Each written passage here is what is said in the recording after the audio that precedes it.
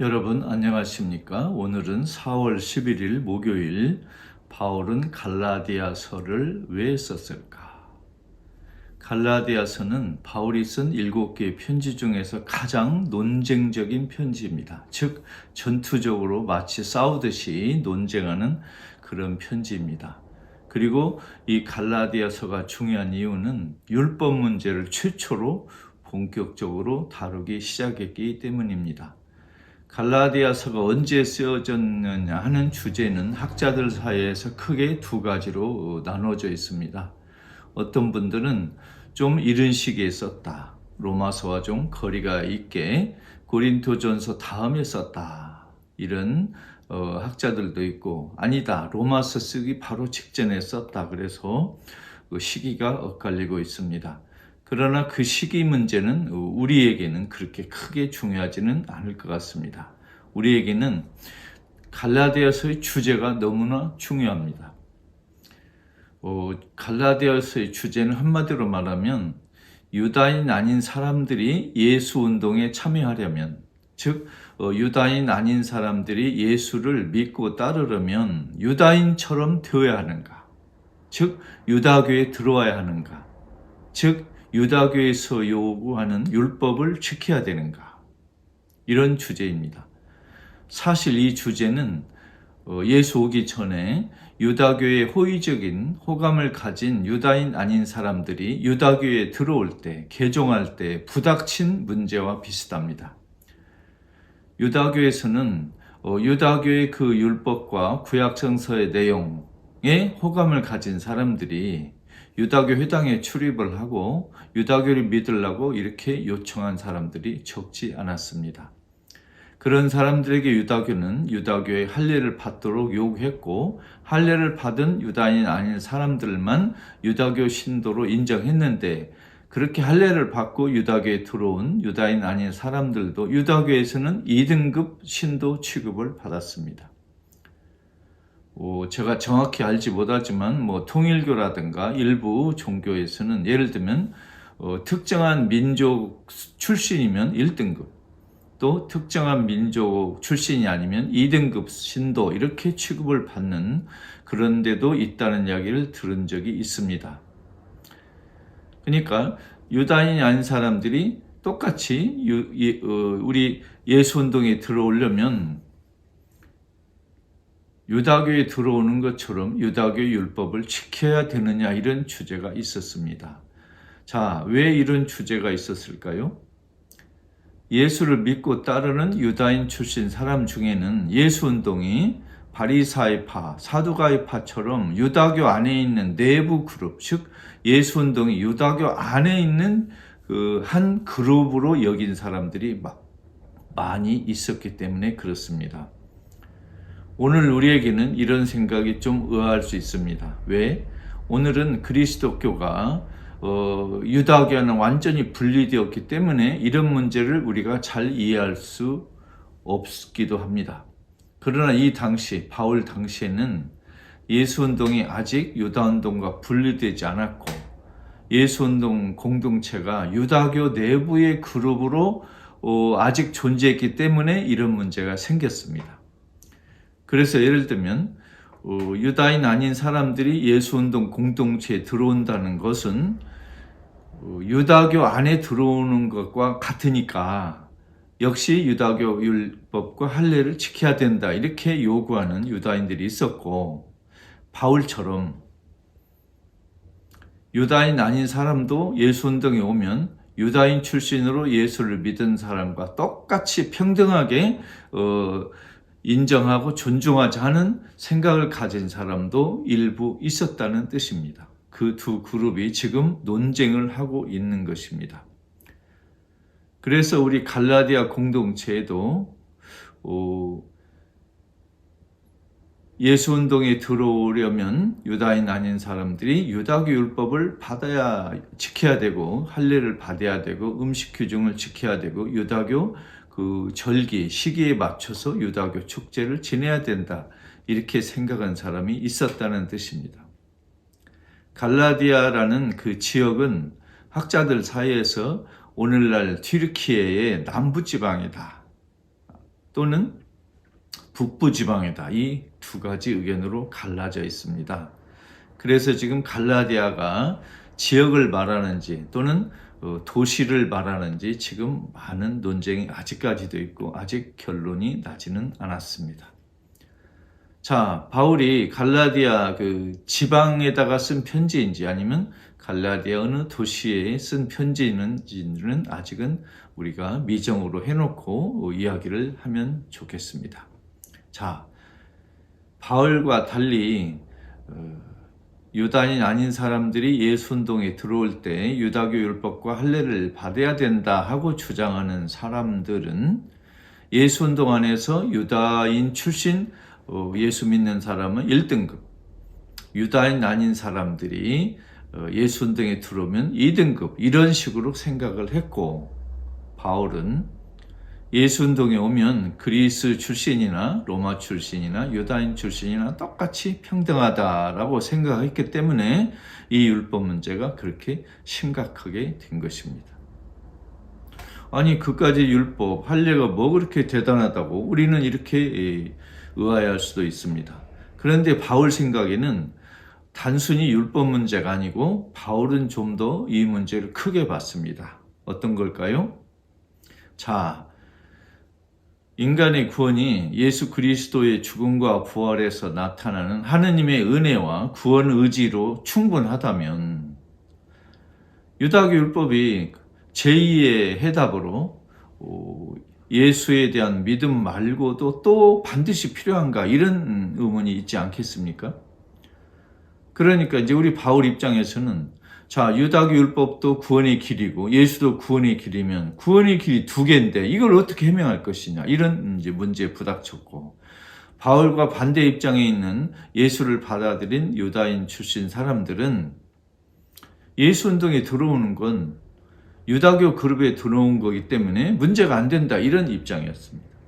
그러니까 이 문제로 율법에 대한 찬반 이 토론이 아니고 예수 운동이 유다교 내부에 있다가 유다교 밖으로 탈출하고 분열하고 독립하는 이 문제와 연결되어 있기 때문에 이렇게 심각한 것입니다. 자, 바울의 주장은 이렇습니다.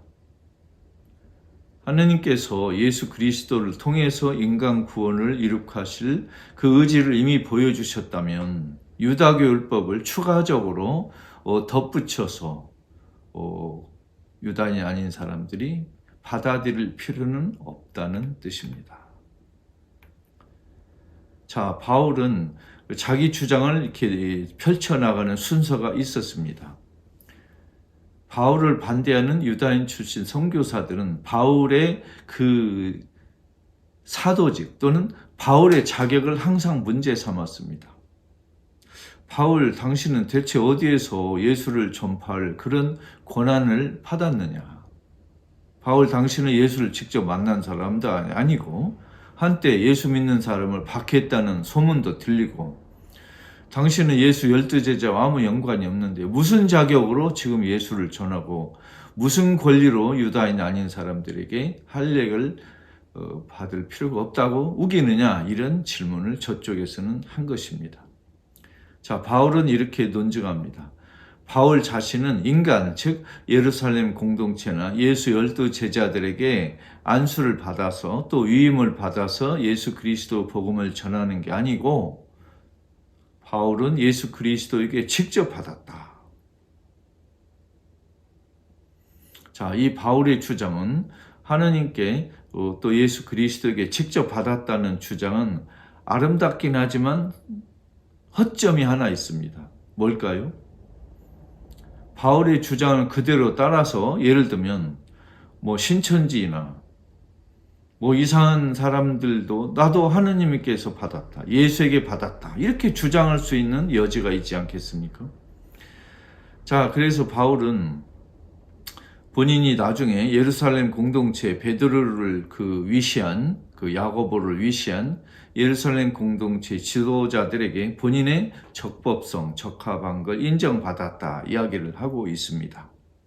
그리고 바울은 예루살렘 공동체 사람들에게 안수를 받아서 위임받은 게 아니고 악수를 통해서 평등을 인정받았다, 이렇게 주장하고 있습니다.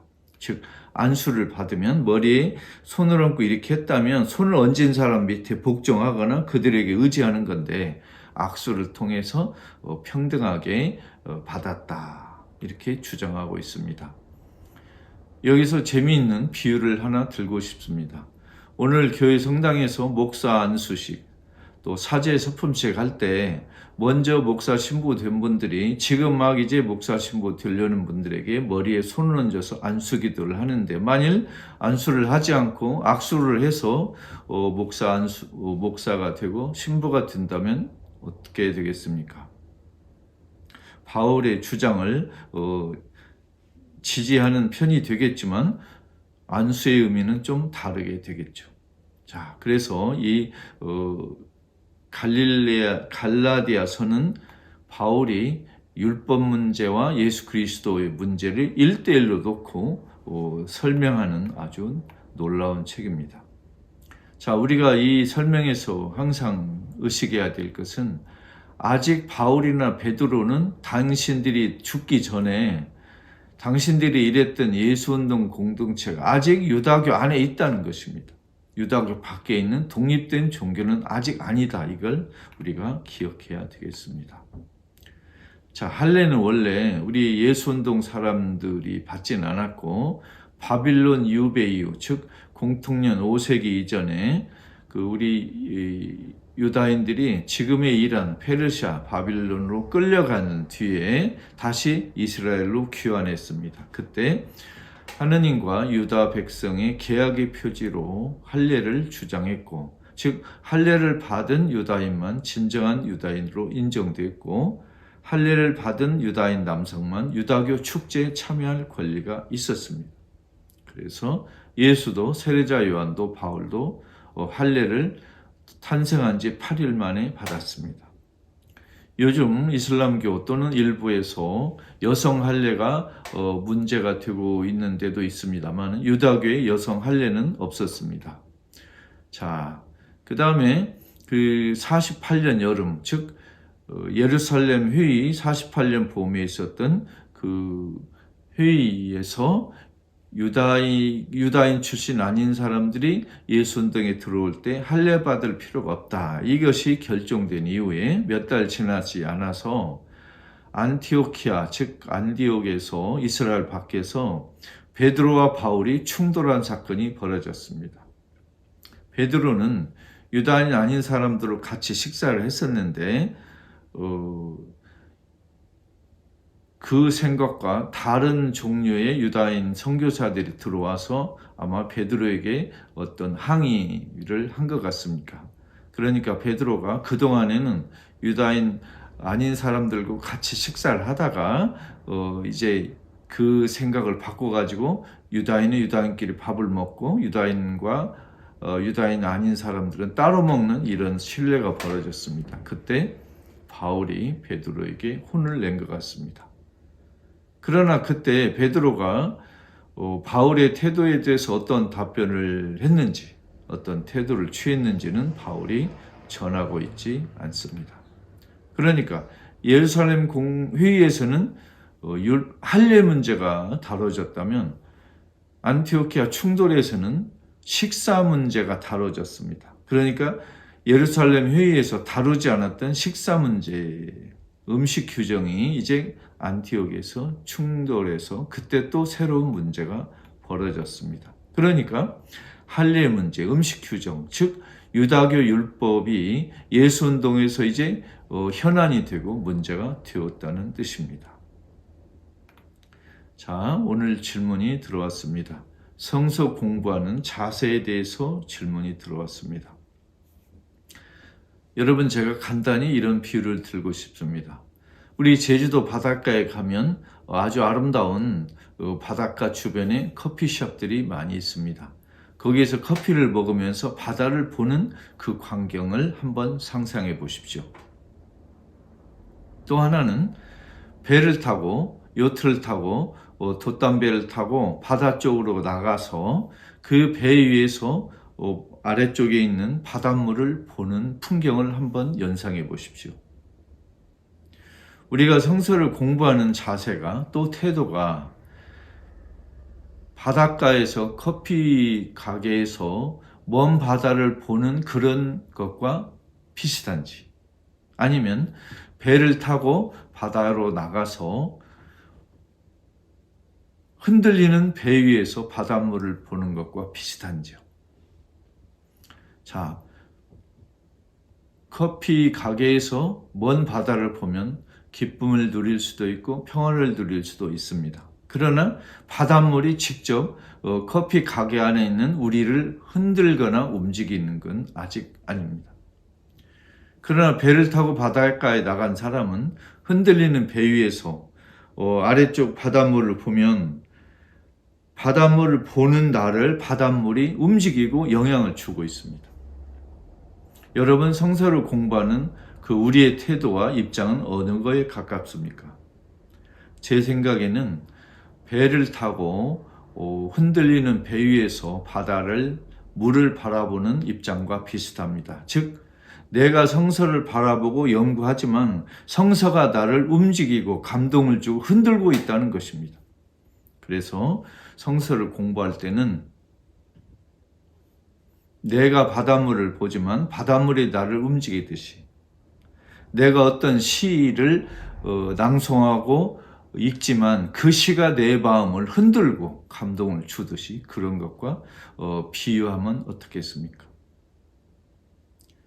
우리가 학교 다닐 때 어떤 시를 공부하면 그 시를 우리가 듣고 또 낭송하고 또 내 마음에 오는 감동을 충분히 음미한 다음에 그 다음에 그 시에 대해서, 시를 쓴 시인에 대해서 연구했습니까? 아니면 선생님들께서 우리가 시를 아직 읽기도 전에 이 시는 어떤 경향의 시다, 이 시인은 어떤 흐름에 있는 시인이다, 이 시인은 어떤 인생 경력을 가졌다, 다 설명한 다음에 그때서 비로소 시를 읽었습니까? 우리가 성서를 공부할 때는 성서학자들의 그 책이나 가르침을 듣는 것도 중요하지만 이걸 맨 처음 하는 것은 저는 권하고 싶지 않습니다. 맨 처음에는 성서를 직접 읽고 듣고 거기에서 오는 맨 처음 1차적으로 나 자신에게 오는 감동, 기쁨, 질문, 이런 것들을 내 마음속에 소중히 간직하시고 그걸 잊지 마시고 그 다음에 성서학자, 성서 전문가의 책을 보는 것이 순서가 적절하지 않은가, 이렇게 생각합니다. 즉, 내가 그냥 번역된 성서만 읽고 내 마음에 들어오는 감동과 이걸 완전히 진리다, 진짜다, 이렇게 하고 성서학자들의 책을 외면하는 것도 문제가 있고, 또 성서학자들의 말만 듣고 성서 본문이 나에게 주는 감동을 외면하는 것도 좀 안타까운 일입니다. 그래서 가장 좋은 성서 공부는 먼저 성서 규절을 읽고 거기에서 들어오는 감동을 간직하고 그 감동을 충분히 맛보고 그 다음에 성서학자들의 책을 참조하고 귀담아 듣는 것이 어떨까 싶습니다. 그래서 한편으로는 시를 읽으면서 시에서 오는 감동과 시상을 내 마음속에 간직하고, 그러나 시를 연구한 학자들의 또 선생님들 이야기를 듣는 것이 중요할 것 같습니다. 여러분, 오늘은 왜 바울이 갈라디아서 편지를 썼는가, 그 주요한 내용은 무언가를 잠깐 살펴보았고, 또 성서 공부하는 자세는 배 위에서 바닷물을 쳐다보는 그런 자세와 비슷하다, 이런 말씀을 드렸습니다. 갈라디아서에 관한 이야기는 앞으로 계속될 것입니다. 여러분, 율법 문제가 왜 예수운동 공동체에서 그렇게 심각했는지 이제 조금 이해가 될 것 같습니다. 여러분, 제가 지금 설명을 제대로 하고 있는지 여러분이 가르쳐 주십시오. 경청해 주셔서 감사합니다.